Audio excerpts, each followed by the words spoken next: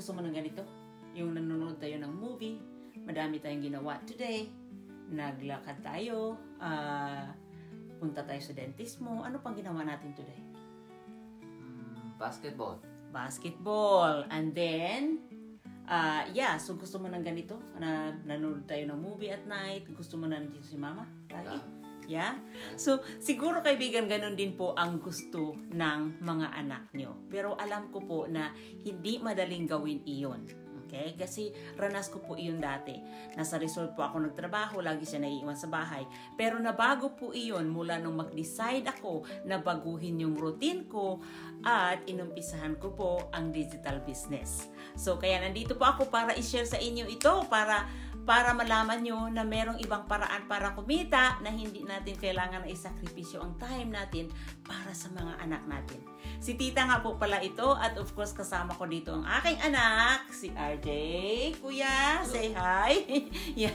So, ang anak ko po ay may disability pero napaka-active po niyan kaya back and forth marami po kaming ginagawa in a day, talagang sa day program niya, sa mga activities niya.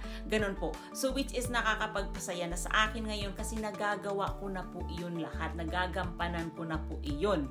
At malaking tulong po ang digital business ko. Kasi ang nangyari po is, of course, nakapagbawas ako ng work schedule ko. So katulad ngayon, naka-off po ako ng 1 week. So kung wala po akong ibang source of income, kung hindi ko inumpisahan ang aking digital business, hindi ko po magagawa ito. At saka bukod diyan is talagang priority ko na ang time namin na dalawa.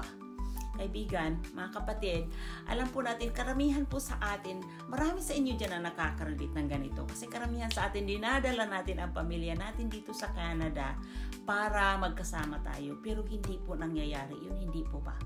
Now, nandito po ako para i-share sa inyo yung sariling experience ko. So, of course, hindi po mabago ang sitwasyon ko kung wala akong ginawang paraan. Nag-umpisa po iyon. Katulad po ng ganito, nakakita ako ng isang ad sa aking newsfeed, katulad ng pinapanood nyo ngayon, regarding digital business. So, inumpisahan ko po iyon. So, kaibigan, madali lang po, mag-message lang po kayo sa akin para po mai-forward ko sa inyo ang information. So, pag-umpisa po iyon, meron kaming libreng webinar, so panoorin nyo po yun. Wala pong mawawala. At again, ito na po yung nangyari sa akin. Marami akong time para sa anak ko, at of course sa sarili ko. So gusto ko rin po na maramdaman ito ng mga anak niyo. Alam ko na talagang gusto siguro nila na magkaroon ng maraming time sa inyo pero hindi niyo magawa. Di po ba? So nakikita niyo po ang video na ito at siguro ito na yung sagot sa pinapanalangin niyo. So kaibigan, mag-message lang po kayo sa akin para po matulungan ko kayo na mabago din ang sitwasyon nyo.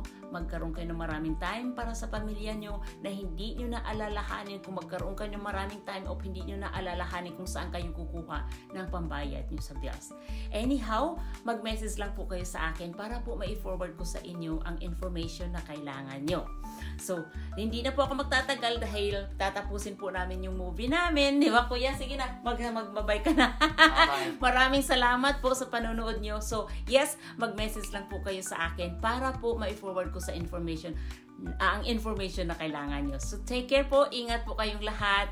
And God bless you po.